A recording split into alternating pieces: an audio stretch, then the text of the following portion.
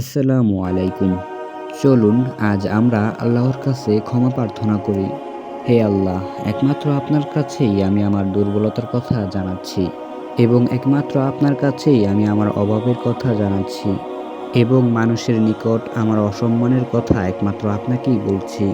হে আরহামার রহিমিন, আপনি তো প্রতিটি দুর্বল ব্যক্তির রব এবং আপনি আমার রব। আপনি কার কাছে আমাকে ছেড়ে দিলেন?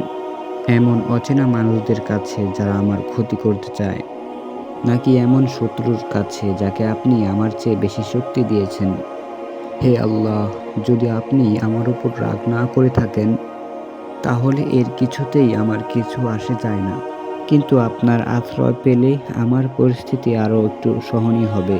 হে আল্লাহ, আমি আপনার চেহারার নূরের কাছে আশ্রয় চাই, যা সব অন্ধকারকে উজ্জ্বল করে দিয়েছে, যা দুনিয়া এবং আখিরাতের সব বিষয়ের সংশোধক।